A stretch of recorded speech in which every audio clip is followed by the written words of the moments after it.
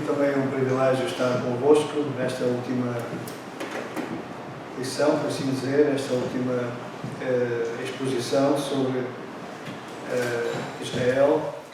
Conforme o irmão Jorge falou, muito mais coisas haveriam para explicar, para abordar. Nós vamos tentar ser sucintos. Eu vou dividir esta minha intervenção. Estamos a falar sobre este conflito atual no Médio Oriente, à volta de Israel, à luz das Sagradas Escrituras. Muitas pessoas acham que isto não tem nada a ver com a Bíblia são coisas espirituais, não é? Espiritualizam muito a Bíblia, mas a Bíblia fala de guerras, fala de grandes convulsões. A Bíblia é o livro mais realista que eu conheço, e não só isso, mas a Bíblia também anuncia que estas guerras e rumores de guerras que nós estamos a assistir este ano, eu creio que vai ser um ano de muita preocupação. Há muitos rumores de guerras. Estamos a ver a China querer invadir Taiwan, já o disseram. Estamos a ver a Coreia do Norte a ameaçar fortemente a Coreia do Sul, grandes exercícios militares, a ameaçar também as Filipinas. Estamos a ver o problema também do Líbano. Israel está quase a entrar pelo Líbano, aí a coisa vai tornar-se mais complicada. Temos outras guerras também pelo caminho, de forma que nós que conhecemos as Escrituras sabemos que isto não é novidade. Para nós é algo preocupante, porque temos muitos irmãos, temos, como já foi até mencionado na oração, irmãos nossos que estão na linha da frente, alguns já caíram em combate, outros estão feridos, e por isso mesmo nós lamentamos tudo o que está a acontecer, mas não nos deixamos surpreender, porque sabemos que estes sinais vão cada vez mais aumentar de intensidade, de frequência, até à vinda do Senhor. Só Ele vai trazer a verdadeira paz. Eu hoje queria focar então a vossa atenção sobre dois textos da Bíblia. O primeiro deles é o Salmo 83. O Salmo 83 é um salmo que explica a razão deste conflito. Não só deste conflito, mas também de todos aqueles conflitos que Israel tem enfrentado desde a sua independência. Muitos irmãos acham que este salmo se aplica unicamente à Guerra da Independência, 1948 e 49. Há outros irmãos que acham que ele se aplica à Guerra dos 6 Dias. Eu diria que ele se aplica a todas as guerras, porque o problema aqui não é tanto os povos e as nações que estão envolvidos, mas são as causas, são as atitudes que levam a que essas nações se voltem contra Israel. Este é um cântico, é um desabafo de Asaf, o líder dos cantores, não é? Do templo de Jerusalém. Ele diz: ó Deus, não estejas em silêncio, não cerres os ouvidos, nem fiques impassível, ó Deus, porque eis que teus inimigos se alvoroçam e os que te aborrecem levantaram a cabeça. Astutamente formam conselho contra o teu povo e conspiram contra os teus protegidos, ou os teus santos, em outra tradução. E disseram: vinde e desarraiguemo-los, para que não sejam nação, nem haja mais memória do nome de Israel. Foquem bem este versículo. Vinde, vamos juntar-nos para combatê-los, para tirá-los daqui para fora, para que não haja mais a nação de Israel, nem haja mais memória do nome de Israel. Porque há uma se coluíram, aliaram-se contra ti, as tendas de Edom, dos árabes, de Moabe, dos agarenos, de Gebal, de Amon, Amaleque, a Filístia, com os moradores de Tiro. Também a Síria se ligou a eles, foram eles abraço dos filhos de Ló. Vamos só avançar no versículo 17. Confundam-se e assombrem-se perpetuamente, envergonhem-se e pereçam, para que saibam que tu, a quem só pertence o nome de Jeová, és o Altíssimo sobre toda a terra. Então vemos aqui neste salmo exatamente aquilo que está a acontecer agora. Há uma coligação de grupos terroristas, financiados, como nós sabemos, pelo Irão, que é um dos grandes inimigos de Israel. Há uma coligação em que eles dizem: vinde, vamos juntar-nos.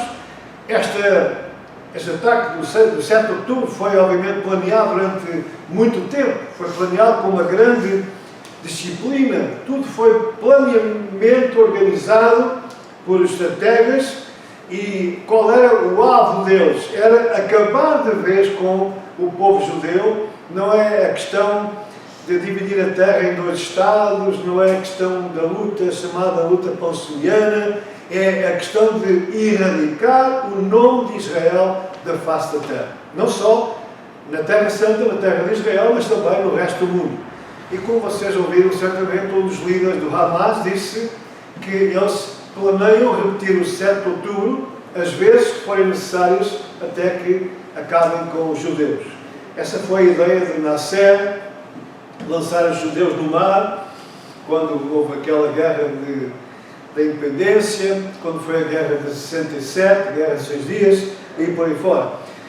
Portanto, a ideia também deles, e a ideia espiritual, maligna, satânica, é tirar os judeus da terra, porque Satanás sabe muito bem que aquele que lhe vai esmagar a cabeça, que é Jesus Cristo, o Messias, judeu, da tribo de Judá, ele só voltará quando o seu povo estiver de volta na terra de Israel e na cidade santa de Jerusalém, porque ele virá reinar no seu povo em Jerusalém. Ora, se o inimigo conseguir tirar os judeus de Jerusalém e da terra santa, Jesus não vai voltar.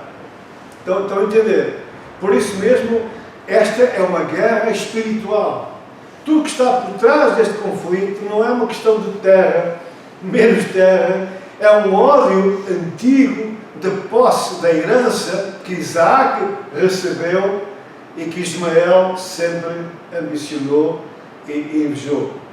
Mas não só isso, mas eles também têm como plano acabar com o nome de Israel com o imperador Adriano no ano 135, como nós estudamos, quando arrasou de vez a cidade de Jerusalém. Ele mudou o nome da cidade para que nunca mais se falasse de Jerusalém.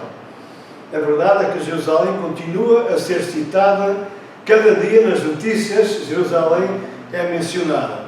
No entanto, a Hélia Capitolina, o nome que ele deu, quase ninguém conhece este nome.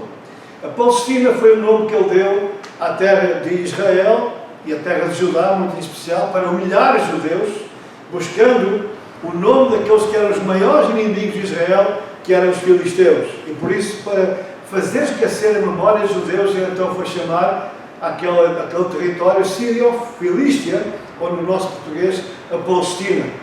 Só que, de facto, a Palestina nunca existiu como Estado. Foi uma província romana, mais tarde foi ocupada por vários povos, e o tempo maior foi 400 anos do Império Turco-Otomano, até que em 1917 o Império Britânico tomou posse, derrotou os turcos na Primeira Guerra Mundial e tomou posse daquela terra chamada Palestina, e daí que nós já estudámos que houve a famosa partição feita por um crente evangélico que determinou que os judeus também podiam voltar à sua terra. Mais tarde a ONU faz então a partição de 1947. Mas eu queria citar aqui só mais um caso, antes de nós avançarmos para o capítulo principal, que é o que está aqui no capítulo 83 e no versículo 7. Há aqui uma menção dos inimigos que atacam Israel ao longo da história. Uns aparecem em uma altura, outros aparecem em outra altura, mas há aqui um inimigo que é constante, que são os Amalequitas. Versículo 7, Gebal de Amon. Amon fica naquilo que é hoje a Jordânia.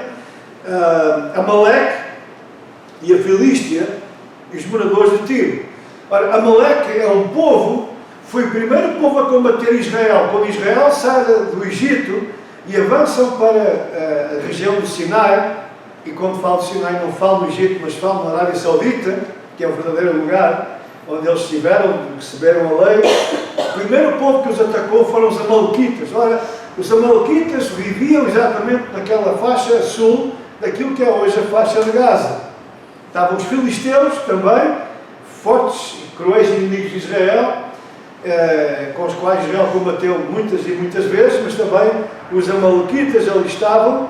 E então, o espírito Amaleque é um espírito de ódio, de destruição, porque no livro de Deuteronômio diz que eles foram atrás dos israelitas, atrás daqueles que estavam mais fracos, mais cansados, mais combalidos. E o Senhor disse, o Senhor ficou tão irritado com essa atitude dos Amalequitas, não tiveram a mínima misericórdia do povo de Israel, estava cansado, estavam afligidos e por aí fora, e o Senhor disse: eu quero que vocês exterminem de vez com este povo, com esta raça. Claro que demorou muitos anos até que eles fossem destruídos. Quase Saúl conseguiu quase acabar com todos eles, mas o espírito de Amaleque, que é o que muitos irmãos hoje em Israel falam sobre esta guerra, é que é um espírito. Nós sabemos que a nossa luta é contra potestades. A nossa luta, a luta em Israel é contra exércitos, é contra criminosos, é contra terroristas, têm que usar armas e por aí fora. Mas a nossa luta como crentes, como filhos de Deus, é uma luta espiritual, através da oração e do jejum, contra potestades. Há poderes espirituais que comandam, que dirigem. Por exemplo, nós sabemos que no livro de Daniel é referido o príncipe da Pérsia que se opôs aos planos de Deus. Por isso nós sabemos que nas regiões celestiais existem poderes invisíveis, poderosos, e que combatem contra a igreja, combatem contra o povo de Israel, que trazem confusão, que querem impedir o plano de Deus ser realizado. E nós podemos dizer que Amaleque, por assim dizer, é um povo que deixou o espírito de destruição de Israel. Podemos dizer que Amã, mais tarde lá na Pérsia, tinha um espírito de Amaleque.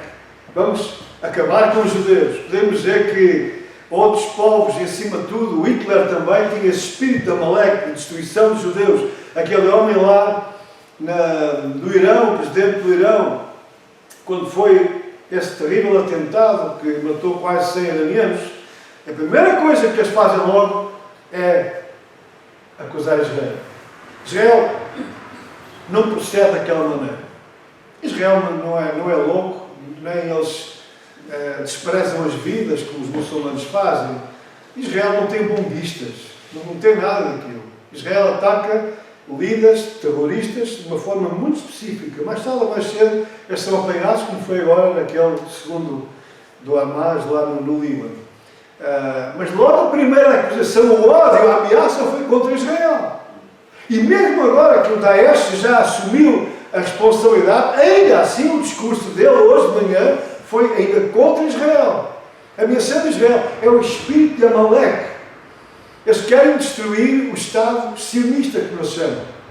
Desde que aquele regime terrível, diabólico, que oprime, que domina o Irão, foi estabelecido pelo Ayatollah Khomeini, que eles dizem sempre que o foco do programa deles, até o programa nuclear, eles não o dizem, mas todos sabemos disso, é acabar de vez com esse câncer que eles dizem que é um câncer, é um tumor maligno que está no Médio Oriente. Eles acham que vão ser eles que vão resolver essa questão. Maomé se mandou. E eles acham que, dizem eles, segundo o Corão, que o Messias, o Mahdi, só virá quando eles limparem os infiéis. Os primeiros infiéis são os judeus, mas depois vêm também os cristãos. Por isso a igreja cristã está adormecida porque acha que isto é um problema dos judeus, de Israel. Dizem, não temos nada a ver com o assunto, isso é com eles. Mas vai sobrar para nós. Porque o mesmo ódio, o espírito de Amaleque também é o mesmo espírito que detesta o judeu mais importante da história. O Senhor Jesus Cristo, que é da tribo de Judá. Portanto, esta é uma guerra espiritual. No versículo 12, eles dizem aqui que vamos tomar para nós em possessão hereditária as famosas habitações de Deus. Quais são as habitações de Deus? É o templo na cidade santa de Jerusalém. Vocês vão de reparar, meus irmãos e minhas irmãs, que quando um desses líderes dos grupos terroristas, do Hamas, da Jihad Islâmica, do Hezbollah, do próprio Irão e da Turquia, eles falam, por trás deles há sempre uma imagem. Lembra-se qual é essa imagem? É o Domo da Rocha em Jerusalém. Eles podiam pôr a imagem de Meca, a Kaaba. Afinal, é o primeiro símbolo mais importante do Islã. Mas todos eles falam, e por trás deles está aquela imagem do Domo da Rocha, porque eles acham que a luta deles é a reconquista da cidade santa de Jerusalém, tirá-la da mão dos judeus. Cá está, no versículo 12, tomemos para nós em possessão hereditária as famosas habitações de Deus. Eles querem não só dizimar o povo, mas também querem tomar posse da cidade de Jerusalém. E o diabo é tão astuto que vocês veem nas notícias, nunca se fala do governo de Jerusalém. Sempre fala do governo de Tel Aviv. É o único país do mundo que não pode decidir qual é a sua capital. É ridículo. Porque quando vamos a Israel, a gente sabe muito bem que a capital é Jerusalém. Por final, ninguém discute, é uma decisão do parlamento israelita. Mas a comunicação social e os políticos não aceitam. Mas não é uma questão que os israelitas têm que resolver. Não é uma questão interna de Israel resolver onde é que é a sua capital. É claro que é. Mas porque é que o mundo tem a ver? Porque é que o mundo tem que se meter nessa questão?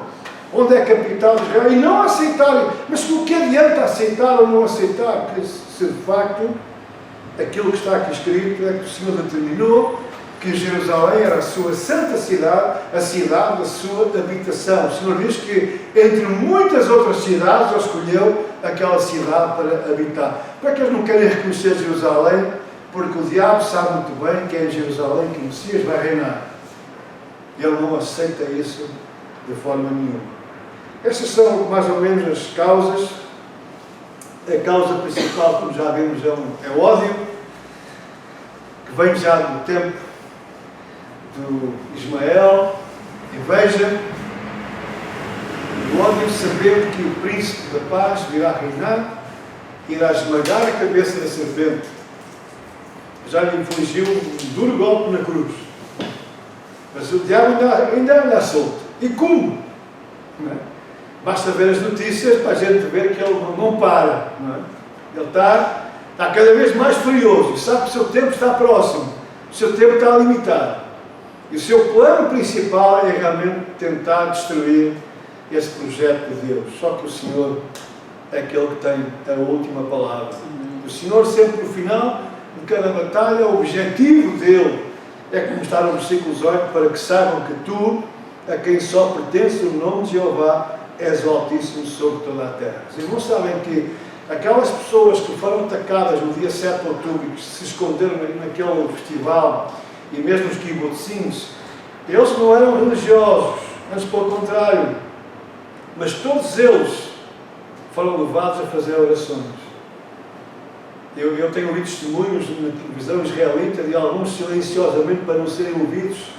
Os terroristas andavam ali à volta, estavam atrás de arbustos escondidos, tapando a boca, estavam a fazer orações a Deus. Eles que não oravam a Deus.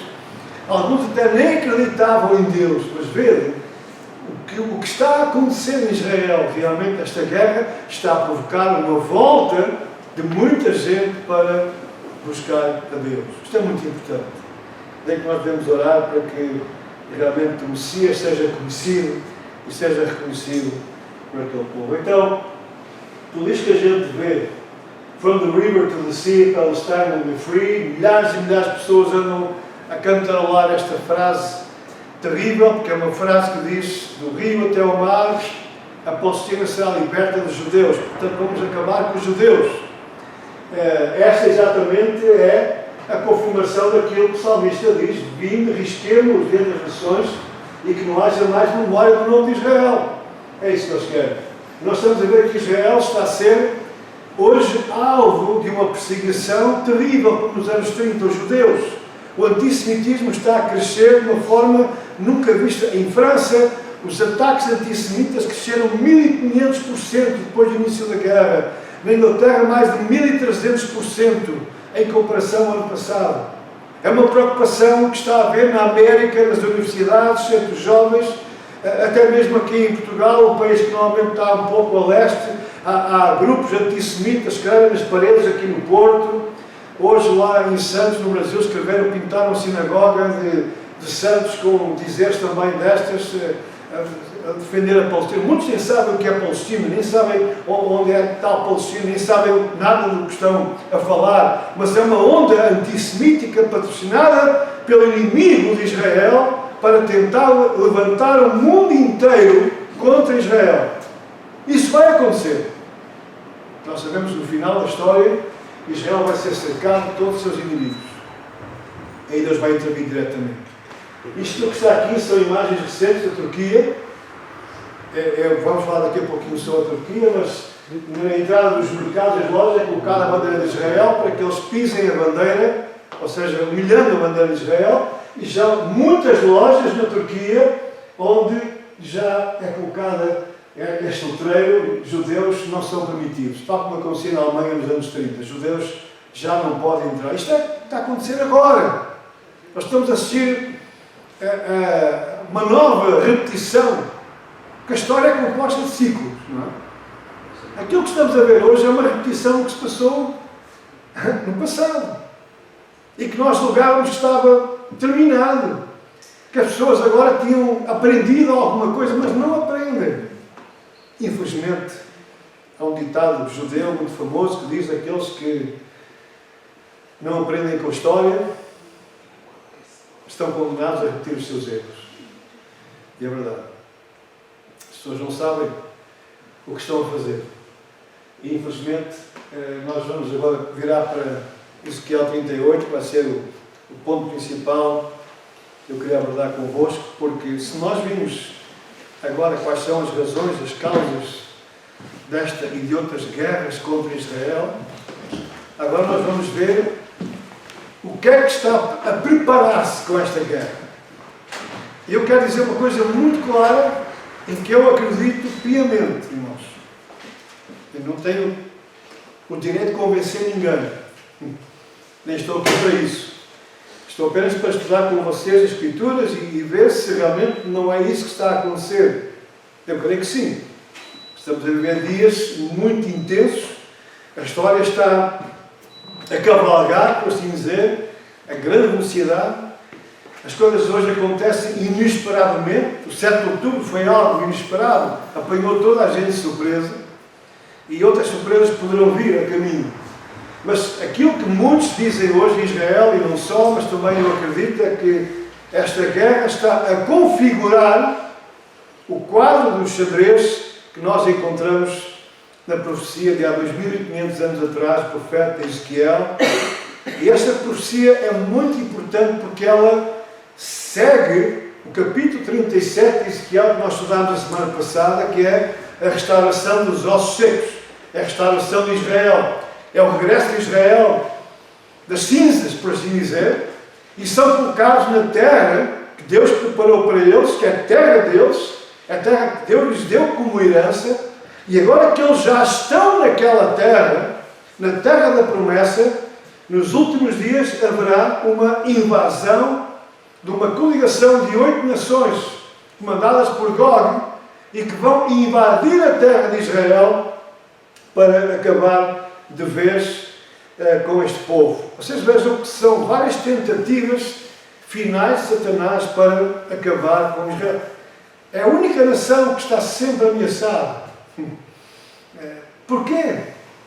A nação das mais desenvolvidas do mundo.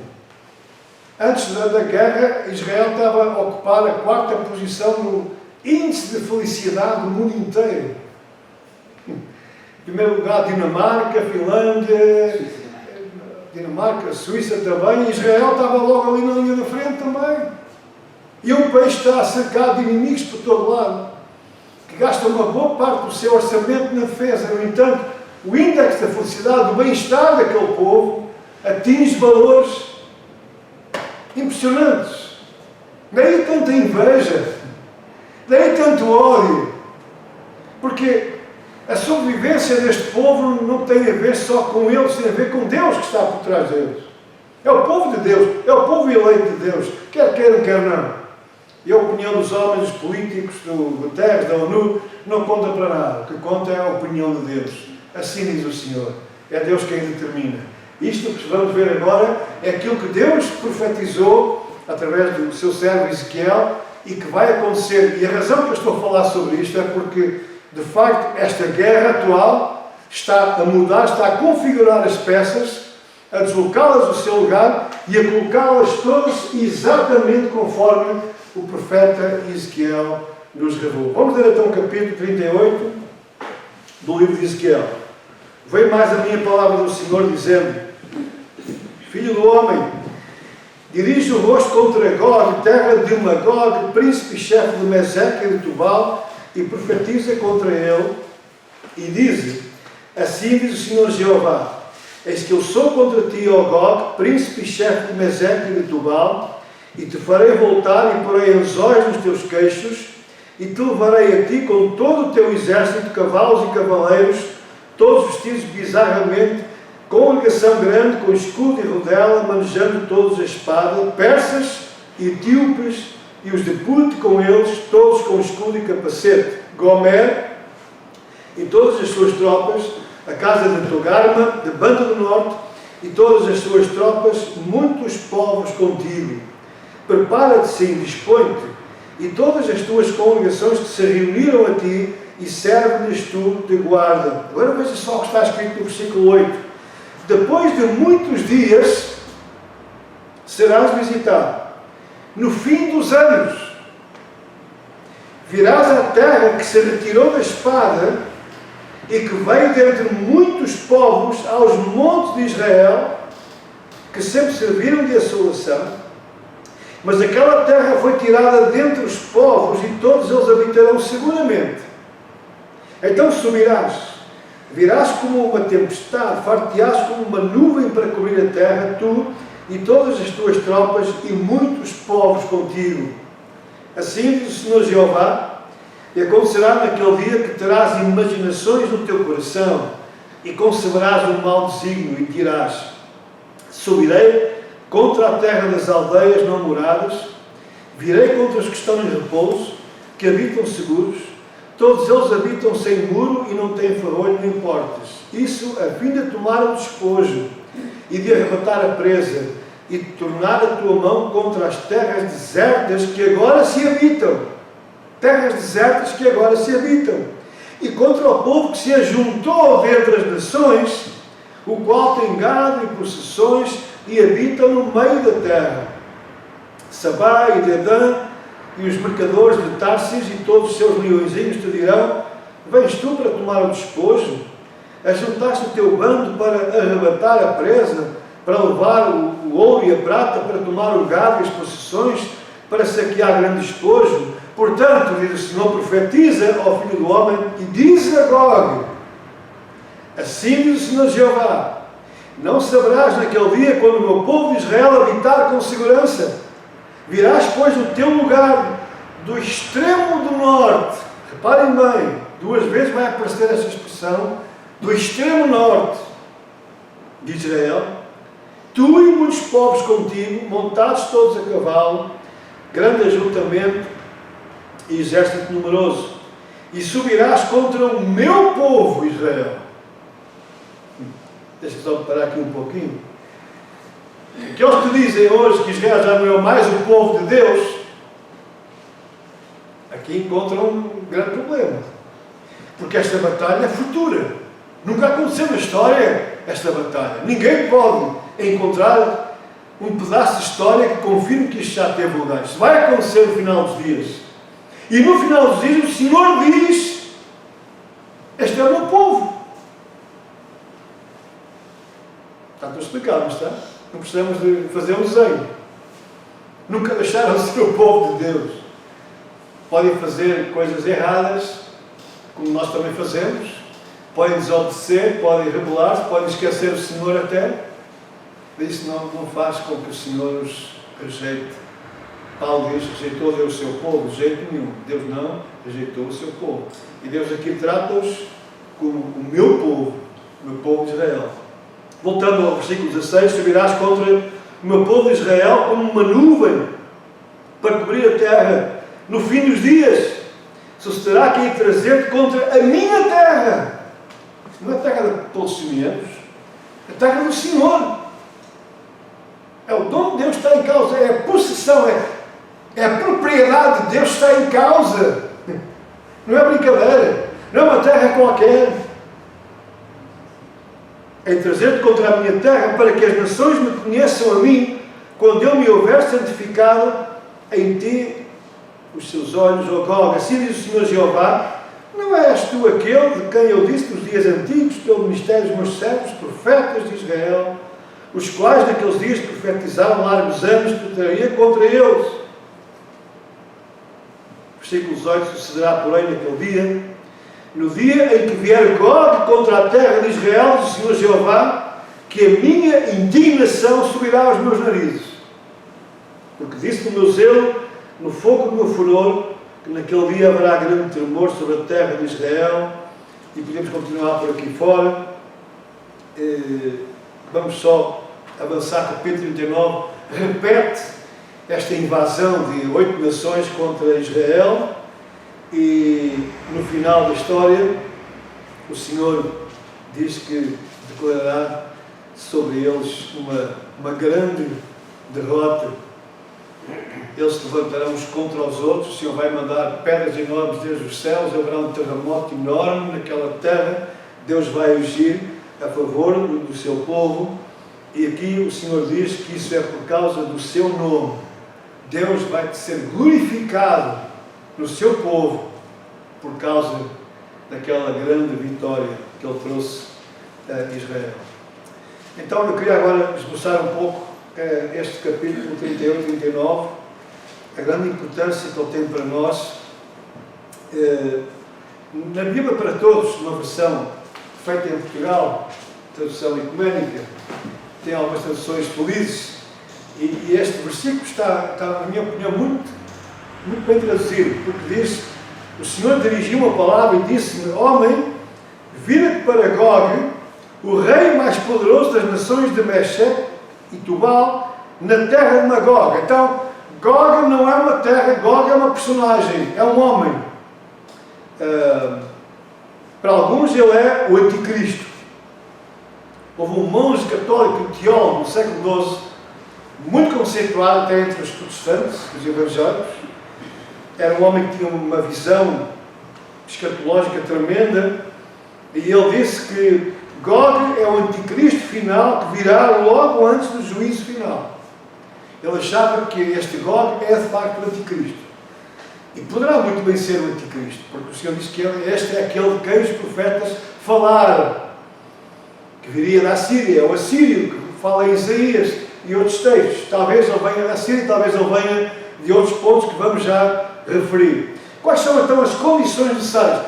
Deixem-me só voltar um pouquinho atrás para dizer: esta guerra atual está a colocar as nações todas aqui mencionadas contra Israel numa coligação de ódio. O ódio a Israel, o ódio antissemita, é aquilo que os une. Alguns deles até são de partidos, por assim dizer, de grupos diferentes, terroristas. Alguns são sunitas, outros são xiitas e por aí fora, mas todos eles se unem no mesmo propósito. Faz lembrar Herodes e Pilatos, que nunca se deram bem, mas quando foi para julgar o Filho de Deus, eles até criaram uma amizade, não é? Vejam só.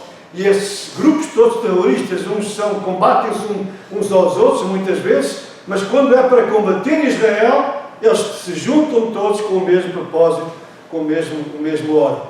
Então, hoje nós estamos, como dizia o irmão Amir, já mencionei aqui, na autoestrada, penso que é 38. Isto não vos assusta? A mim tira-me sono. Mas irmão, não confio em Deus. Eu confio em Deus, mas também sou homem. Mas tenho medos. Porque aquilo que vai acontecer ali vai ter efeitos no mundo inteiro. Ninguém acha que só estamos aqui neste cantinho. Lembra-se quando foi a guerra de 73, a guerra de Yom Kippur? Eu lembro-me bem. Porque eram filas e filas de carros para encher o depósito de gasolina, e quando chegava à meio da fila já a gasolina tinha acabado. Por causa da guerra contra Israel. E o preço disparou por aí fora. Sempre que Israel está envolvido em alguma questão, o mundo inteiro sofre as consequências.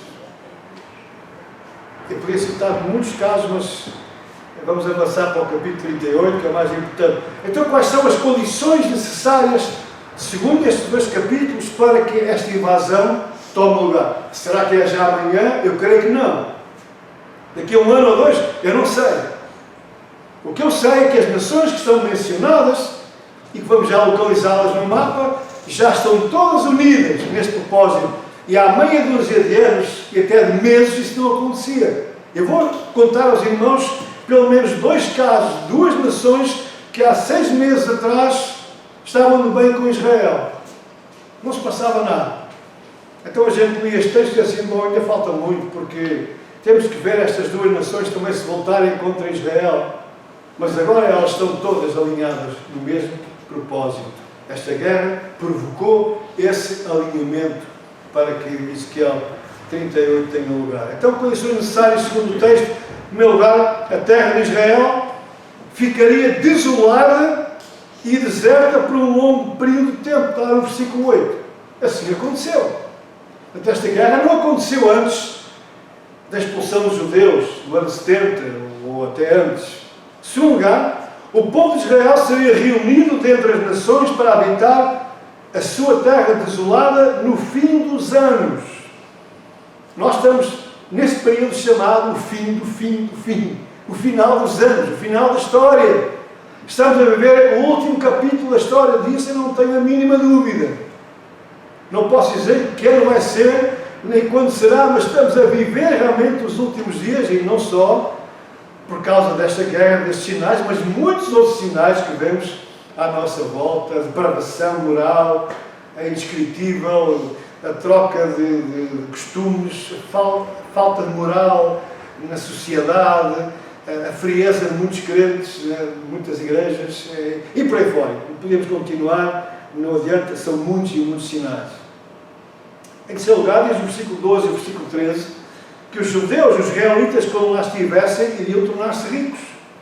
Iriam adquirir muita riqueza. E bem, ora, Israel hoje tem um PIB 2 vezes maior que o PIB português.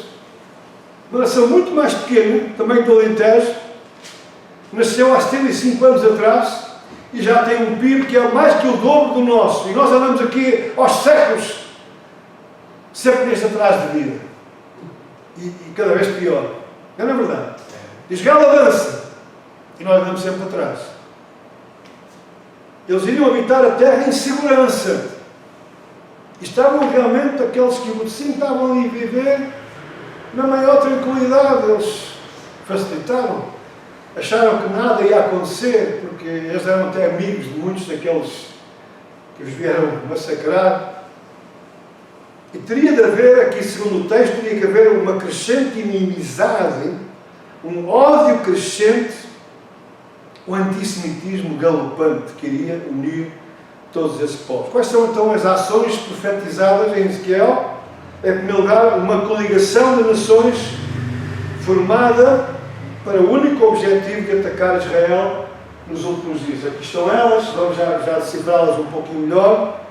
Haveria também um ódio comum que iria levar à programação de um ataque final para a destruição do povo e da nação de Israel. Quando se dará a invasão? Não sabemos, mas podemos situar que ela acontece depois do capítulo 37. O capítulo 37 é a restauração de Israel. Quando Israel está restaurado, já é uma nação novamente, já está na sua terra, aí vem esta invasão. E também está antes do capítulo 40. O capítulo 40 fala acerca do início do reino milenar do Senhor Jesus Cristo. E fala da descrição do templo, como vai ser construído. São vários capítulos que falam acerca dos dias vindouros, no milénio, como nós costumamos chamar. Então vocês podem ver que esta invasão se situa já com Israel, o povo judeu, na sua terra, mas antes do milénio. Portanto, ela acontecerá do início da grande tribulação, a meio da grande tribulação. Há também alguns irmãos que acham que isto também tem a ver com o Armagedon, ou seja, que a guerra de Ezequiel 38 e 39 é a mesma guerra do Armagedon.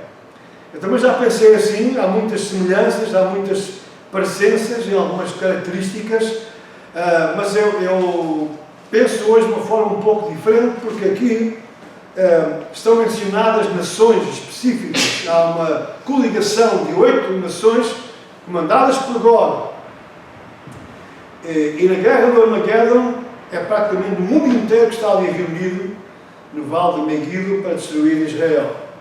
Mas por outro lado também, nós lemos há pouco que além dessas nações que estão aqui mencionadas, também viram muitos povos contigo. Portanto, eles não estão mencionados, mas podem também atrair outras nações que odeiam Israel. E temos o Paquistão, temos a Indonésia, que é o maior país islâmico do mundo, e por aí fora. Pronto. Não vou estar a debater esta questão, porque há opiniões diferentes. A verdade é que esta invasão vai acontecer, já pode acontecer, depois desta guerra terminar, as coisas podem configurar-se ainda mais claras, e depois é só esperar que o Senhor fale a Gog para ajustar contas com ele. E vamos pensar um pouquinho quem será o Gog. Então, falamos aqui também duas citações que já mencionei no fim dos anos e nos últimos dias. Eu creio que estamos nos últimos dias e por isso ela pode acontecer ainda na nossa geração.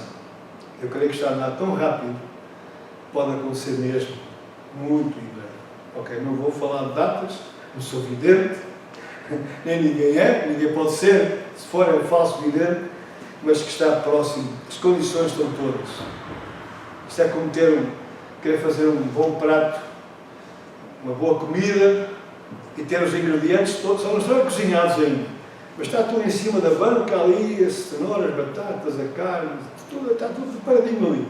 É só agora colocar no forno, no fogão, e está feito. Portanto, é exatamente isso que está a acontecer agora, e esta guerra, inesperadamente, mudou a configuração e colocou essas nações todas no quadro dos santos. Quem vai intervir então? Em primeiro lugar, Gog é o príncipe-chefe de Mesec e Tubal. Mesec e Tubal são duas regiões que estão na Turquia atual. A Turquia vai ter muito a ver com os últimos dias. A Turquia tem aí 4 povos mencionados, todos eles são netos de Noé. Alguns são filhos de Jafé, outros mais a sul são filhos de Cam. Então são descendentes, nós encontramos em Gênesis capítulo 10, a Tábua das Nações, encontramos Gomer, encontramos Mesec, encontramos Tubal, Togarma, encontramos todos estes são netos de Noé que se espalharam naquela região da Turquia. Como sabem, a Arca de Noé pousou no Monte Ararat, que hoje está em território turco. Era território arménio, mas é território turco. Então eles se espalharam por ali, por isso são mencionadas estas nações nos dias de Ezequiel. Há 2500 anos atrás ninguém falava na Turquia, não é? Falava sim na região de Togarma, na região dos filhos de Mesec, porque eram os nomes dos fundadores desses povos, dessas regiões, dos filhos de Gomer, dos filhos de Tubal e por aí fora. Mas a principal nação que aqui está mencionada é Magog. Magog está ali em cima. Agora, há várias, vamos voltar aqui um pouquinho, porque eu estou a apresentar vários mapas, porque há diversas opiniões. Toda a gente concorda que é tudo nesta região, ali próxima do Mar Negro, a norte de Israel, como é óbvio, e também outras nações, que essas estão bem claramente identificadas. O caso da Pérsia é fácil, é o Irão atual, até há bem poucos anos chamava-se Pérsia, portanto aqui não há qualquer dificuldade. Também encontramos Put, que é a Líbia, o antigo nome da Líbia era Put, e também encontramos que em baixo vai aparecer Cush, que é a região a sul da Etiópia, que é a região do Sudão atual. Sudão, que é um inimigo, a parte do Sudão muçulmano, é um feroz inimigo de Israel. Portanto, vocês estão a ver que todas estas nações estão realmente alinhadas no mesmo propósito, ódio contra Israel. Nós encontramos este mapa segundo Flávio Josefo. Flávio Josefo foi o grande historiador do primeiro século, muito fiável. Nós, estudiosos da Bíblia, vamos buscar muita referência da guerra dos judeus, a destruição do templo, até a vida de Jesus e tudo mais. Flávio Josefo, então ele coloca estas nações, Put, lá está, a Líbia, conforme falei, cá em baixo temos Cush, que é aquela região mais a sul do Sudão, e que encontramos ali depois na Turquia, vocês estão a ver ali Togarma, Mesec, Gomer, e depois encontramos Magog lá em cima do Mar Negro. Vários historiadores da época, muito em especial, vou citar alguns, Filão de Alexandria, do primeiro século,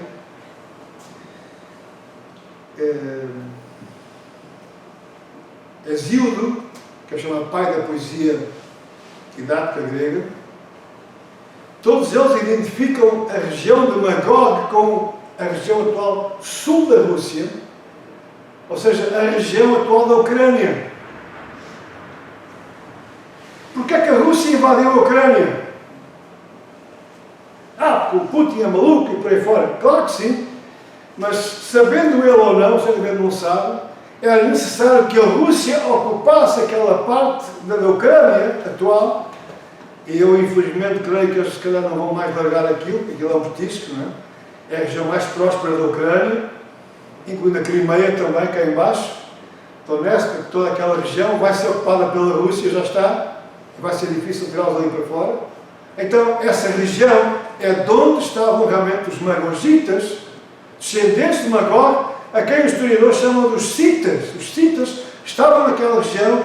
Os citas eram um grupo, eram nómadas, guerreiros muito ferozes, que habitavam toda aquela região a norte do Mar Negro, tanto onde é hoje uma parte da Rússia, da Ucrânia, e até mesmo, segundo alguns também, a Arménia e a Geórgia.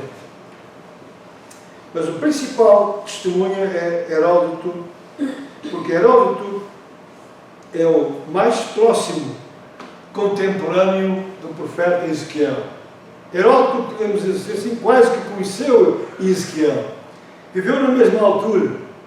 E segundo Heródoto, que é um historiador muito conceituado, conhecido como o pai da história, ele classifica esta região, a Sítia, como a região dos Magogitas, portanto, a região da antiga Magog. Então, nós podemos ver agora aqui neste mapa da Europa, podemos ver, não sei se conseguem ver onde é que está Portugal, é fácil de encontrar, não é? Ainda sabem onde é que é Portugal, não é? Depois encontramos ali do lado leste, encontramos lá embaixo Israel. Isto não tem ponteiro, não? Tem? É esse coisinho que... Tem aqui? Não. Israel está ali naquele pontinho vermelho que é embaixo, tem a Turquia, tudo em amarelo. Depois tem a Síria, tem o Líbano lá de esquerda, depois tem aquela parte vermelha que é Israel. Vocês puserem uma régua na direção para cima, vão ter exatamente a Moscou, a capital da Rússia. Quando diz que eles vêm do extremo norte, o profeta certamente estaria olhando para a ponta mais a norte, que é a Rússia. Não há mais nada a norte a não ser a Rússia, ou, segundo alguns creem, poderia ser também a Turquia. Portanto, aqui facilmente podemos delinear que Gog virá de Magog, uma região, leste da Turquia, Ucrânia, ou da parte do sul da Rússia. Portanto, naquela região é que surgirá o grande ataque. Nós encontramos Put, que é a atual Líbia. Penso que vamos voltar atrás. Cá está Put, estão a ver a Líbia. Gomer, que fica na Turquia atual. Lá está Gomer. Mesec, que é na região central, na Capadócia, Anatólia. Também está ali naquele mapa. Tubal, também naquela região, que eram povos pequenos, não eram grandes países, grandes nações. Não é? Não digo que eram tribos, mas eram nações de algumas centenas de milhares de pessoas, não mais do que isso, mas eram conhecidas ainda naquela altura. E também temos Togarma, que foi considerado por Flávio José como o pai dos frígios, também nesta região da Turquia. Ora, a Turquia está realmente ao norte de Israel. E agora, eu queria que nós pensássemos um pouquinho, antes de nós irmos à derrota e à destruição final de Magog, queria que nós pensássemos naquilo que está a acontecer nestes últimos meses. Até há bem pouco tempo atrás, e estamos ali a ver o primeiro-ministro de Israel, ainda primeiro-ministro, por mais algum tempo, Benjamin Netanyahu, juntamente com Putin. Eles eram, não digo que eram amigos apaixonados, mas eram amigos no sentido de falavam, conversavam, toda a semana Netanyahu telefonava para Putin. Porquê? Porque, como sabem, as armas que o Hezbollah tem estado a receber ao longo dos anos vêm do Irão. O Irão passa as armas em comboios através da Síria até chegar ao Líbano. E quando Israel sabe disso, levanta os F-16 e despeja logo, desfaz aquilo tudo em minutos. Mas antes informa a Rússia, porque a Rússia está a ocupar a Síria. É uma das nações ocupantes depois da guerra, no meio da guerra civil, não é? Como sabemos, há aí várias nações envolvidas. Então há um acordo de cavalheiros, até para a segurança de Israel, em que cada vez que os aviões levantam para atacar um daqueles carregamentos de armas, a Rússia é avisada, horas ou dias antes, não sei, e havia esse acordo. Então vemos aqui que cada passo, Putin chegou a ir a Jerusalém e Netanyahu chegou a ir também a Moscou encontrar-se com Putin. E da mesma forma também, aquele do lado direito, aquele simpático senhor chamado Erdogan, o carrasco da Turquia, também se encontrou com Netanyahu. E mais ainda, pouco antes da guerra, ele tinha planeado uma visita a Jerusalém. Ele não ia a Tel Aviv, porque Tel Aviv não é a capital de Israel. Os encontros do governo são em Jerusalém. Agora, há reuniões em Tel Aviv, porque é lá que está a sede do exército de Israel. Então, quando vem o americano, Blinken e outros, encontram-se em Tel Aviv, porque é ali que está a base do exército. É só por causa disso, ok? Mas quando há uma delegação oficial do presidente, é recebido em Jerusalém, fica no hotel King David. Não é? Não é para qualquer um. E é recebido no Parlamento do Knesset, que está em Jerusalém. É recebido pelos ministros que estão em Jerusalém, pelo presidente que está em Jerusalém. Portanto, de uma forma formal, eles davam-se bem.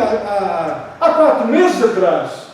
Essas imagens podiam ser tiradas há 4 meses atrás, mas de repente forma-se esta trinidade do mal. Eu chamo esta quadrilha. Vocês sabem quem eles são? É o presidente do Irão, que diz que Israel é um câncer que tem que ser destruído. É ele que patrocina todo o movimento terrorista destes grupos. Não só ele, o Qatar também, mas ele é o principal fomentador do terrorismo, a nível financeiro, a nível de armas, de treinamento também. Alguns dos comandos dos operacionais do Hamas foram treinados pelo Irão. E a Rússia por trás. Porque quem está por trás também na sombra é a Rússia. E por trás da Rússia está a China também. Portanto, aqui um conluio de grupos que odeiam Israel e com os quais o Senhor vai ajustar contas. Porque Deus não está indiferente. E aqueles sempre que atacarem Israel pagam um elevado preço. Mais tarde ou mais cedo isso vai acontecer. Então esta fotografia deste ano foi formada uma aliança militar e económica por causa da questão do petróleo, armamento. Ontem estava a ser comunicado que a Rússia vai receber muitas ogivas do Irão. O Irão fabrica ogivas muito avançadas e a Rússia vai importar ogivas para serem despejadas na Ucrânia do Irão. Vejam só onde é que eles investem o dinheiro. O povo na miséria, o povo com grandes necessidades, mas o dinheiro, milhões e milhões e milhões gastados para destruir. Simplesmente para destruir. Esta aliança é a aliança que eu acho que é a aliança que muitos não se apercebem. É a aliança que vai fomentar esta invasão. Eu não estou a dizer que serão eles, mas o espírito já está lá dentro. A Turquia já está a ir para as ruas, milhares e milhares de turcos a dizer morte a Israel, morte aos judeus e por aí fora. No Irão nem se fala. E a Rússia é sempre um pouco mais fria, não é? Mas calculista. Mas está por trás de tudo isto, como nós sabemos. Então nós vemos, por exemplo, o Sr. Erdogan dizendo Jerusalém, e são afirmações agora já recentes. Ele não dizia isto. Mas depois que a guerra começou, ele agora já está a dizer coisas deste calibre. Jerusalém é sagrada para os muçulmanos. O plano de entregar Jerusalém a Israel nunca será aceitável. Ele disse isto há 3 anos atrás. Porque o Erdogan, à semelhança de outros, tem a ambição de ser um califa, de restaurar o califado islâmico no Médio Oriente. Eles lutam por isso, para que o Messias venha. E então ele acha que Allah, que ele é muçulmano, que Allah lhe encomendou o trabalho de recuperar e salvar Jerusalém, que chama Al-Quds, das mãos dos judeus. Libertar Jerusalém. Aliás, há algum tempo atrás ele tinha planeado uma marcha de milhões de muçulmanos para libertar Jerusalém da mão dos infiéis, no caso, da mão dos judeus. Isto é o Sr. Erdogan. Ele disse agora, no dia 25 de outubro, já depois da guerra começar, ele cancelou a viagem a Israel e disse que o Hamas não é um grupo terrorista. O Hamas, que fez as maiores barbáries a 1.200 pessoas, algumas delas ainda não se sabe quem são, porque ficaram todas cortadas aos pedaços. Foram queimadas, as mulheres foram violadas constantemente. Coisas indescritíveis. Alguns deles disseram que nem no Holocausto viram coisas daquelas. E então agora este indivíduo tem as mãos manchadas de sangue, porque como sabem ele dizima com os curdos, tem centenas de jornalistas presos no seu país e por aí fora, um carrasco, é um homem extremamente cruel, mas ele agora está a defender o Hamas, dizendo que é um povo, é um grupo que luta pela libertação da Palestina. Uma causa justa, diz ele.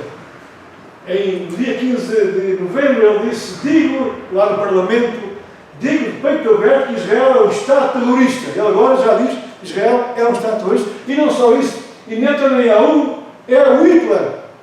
Ele disse que os israelitas vão fazer o mundo sentir saudades do Hitler. Vejam só. Foi dito agora há dias.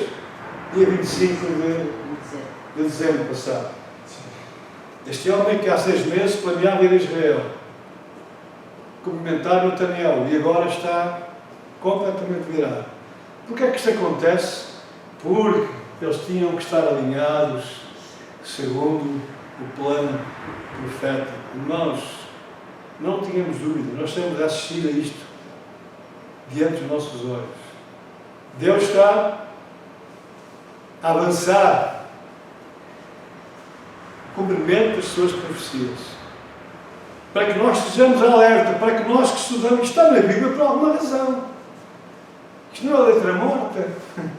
Isto não está aqui apenas para alguns eruditos andarem para aqui a discutir. Irmãos, isto está aqui para a nossa informação. Todas as Escrituras são proveitosas para nós, para o nosso ensino, para a nossa repreensão, para o nosso conhecimento e para que nós estejamos precavidos também, avisados e alertar os incautos, aqueles que não dão valor a essas coisas, aqueles que não estão, acima de tudo, preparados. E que, à semelhança daquele povo que vivia à volta de Noé, via a arca ser construída e achavam que era uma loucura, que aquele era um idiota, era um megalómano por aí fora, chamaram todos os nomes. Ninguém acreditou. E muitos até nas igrejas de hoje acham que nós somos fanáticos. Porque acham que já muitos falaram sobre isto, muitos já fizeram datas. Irmãos, eu não proponho datas nenhumas. Eu estou apenas a juntar as peças. Ponto final. E a partir daí, Deus é que sabe. Pode demorar anos, pode demorar meses, não sei. As coisas acontecem com uma sequência incrivelmente rápida. Aliás, não sou eu que o digo. Os próprios políticos dizem que não sabem como está a acontecer tão rapidamente. E agora esqueci-me de dizer, Josep Borrell, que é um espanhol, que é o responsável pelas relações exteriores da União Europeia, em Lisboa, uma conferência na Gulbenkian. O que é que ele disse? Para mim é muito importante o que ele disse, porque ele é o líder das relações externas da Europa. Tem muita influência. Já foi a Israel uma ou duas vezes. Cada passo vai lá tentar resolver o problema, ele só complica, porque ele é antissemita, não é? Mas ele disse uma coisa profética, que é o seguinte: este problema entre Israel e os palestinianos, eles não conseguem resolver, tem que ser alguém de fora a resolver. Isto é um convite a que apareça o tal homem e que vai conseguir resolver o conflito. Lá em Daniel capítulo 9, nós vemos que há um homem que vai conseguir a paz. Claro que é uma paz falsa, não é? Maquiavélica. Mas vai conseguir convencer judeus e árabes em muitos países. Finalmente, este conflito, número 1, o conflito mais perigoso, mais difícil de resolver, insolúvel, por assim dizer, ele vai conseguir resolvê-lo. Mas não será um judeu, mas poderá ser um judeu, não sei se será alguém de fora, porque eles sozinhos não se entendem. E então sim, nós veremos o pacto dos 7 anos. Então aí, irmãos, nós temos que fazer as malas. Porque aí estamos mesmo a arrancar. Mais uns meses, ou poucos anos, vamos embora.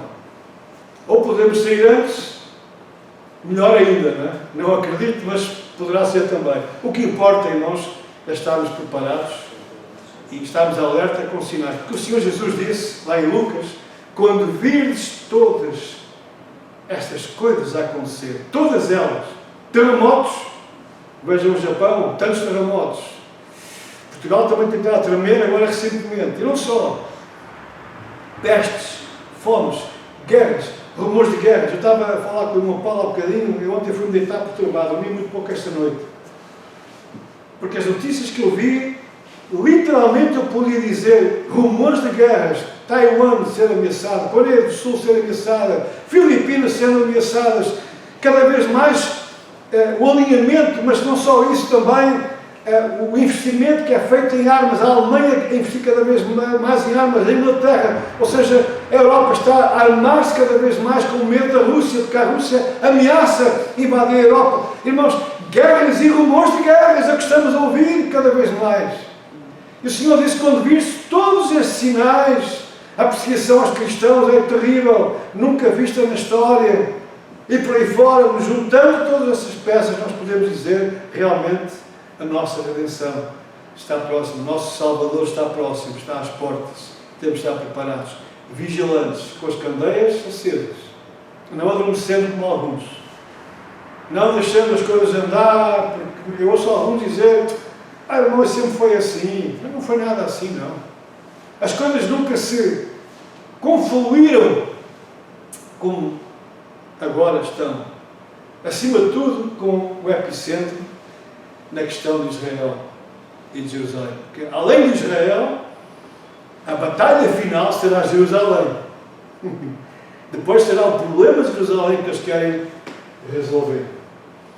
Vejam este Presidente do Irão, aquilo que ele falou hoje. Eu terei isto, a informação, hoje mesmo, de manhã. Ele disse que a guerra em Gaza vai terminar com a destruição de Israel. Ou seja, Israel está-se a afundar, Israel está a perder as armas. Isto é o que ele diz, não é? Claro que a gente sabe que isto é propaganda mais mentirosa que podemos imaginar, porque Israel está a ganhar a guerra. Infelizmente é uma guerra, é considerada a guerra mais difícil do mundo, porque é uma guerra nos túneis, é uma guerra na superfície com indivíduos que estão disfarçados de civis. Ainda vi ontem a imagem num vídeo de um indivíduo carregando uma coisa com um cobertor por cima, parece um bebê, que ele carrega e de repente ele sabe que aquilo é um RPG para atacar tanques. E está vestido a civil como qualquer um de nós. Alguns disfarçam-se de mulheres, outros de velhos. Portanto, é uma guerra que Israel... Por que é que morre tanta gente? Porque é óbvio que para atingir um terrorista que está numa casa a disparar rockets, eles mandam uma bomba e está lá gente também, porque eles obrigam as pessoas a estarem ali. E na verdade descobriram debaixo de escolas, debaixo de creches,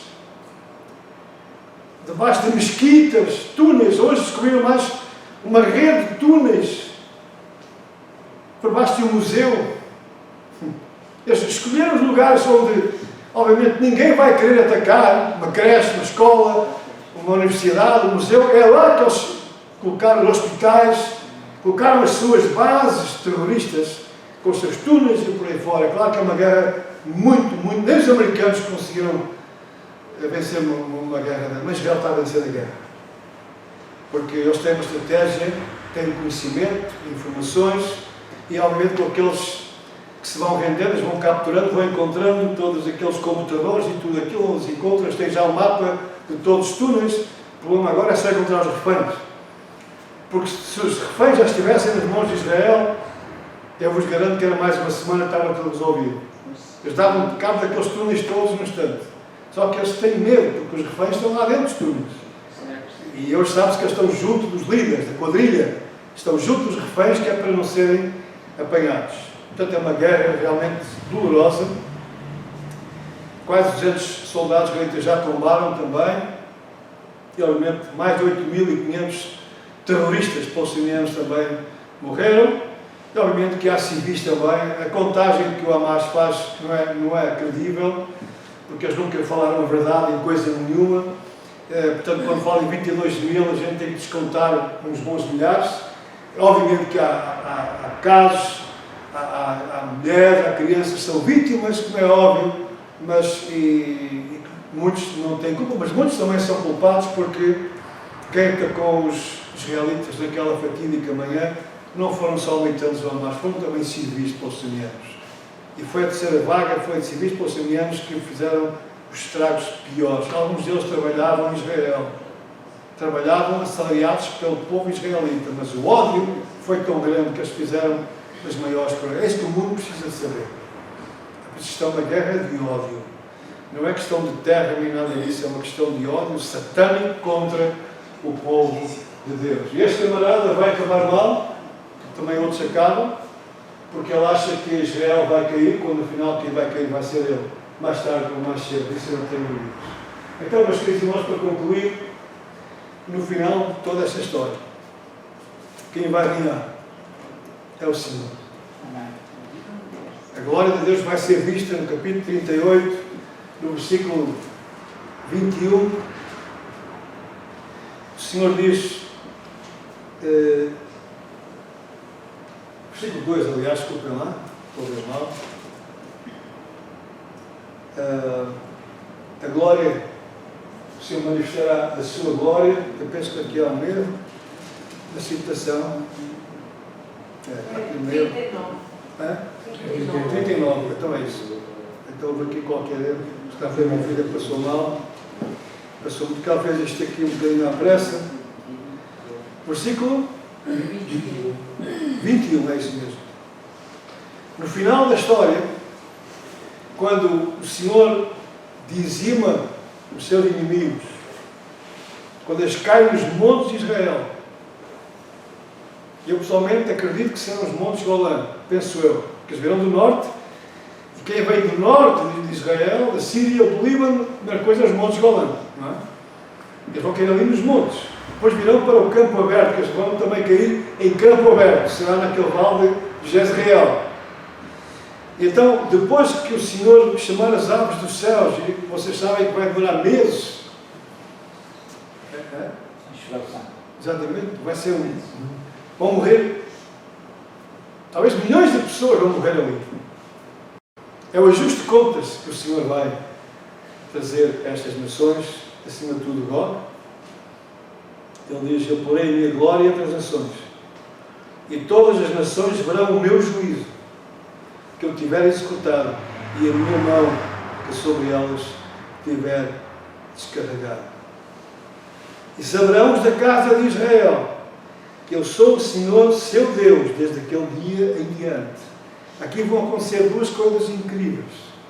Esta vitória do Senhor será tão grande sobre aquele conjunto de nações extremamente mais numerosas do que o povo de Israel, com muito mais armas e por aí fora.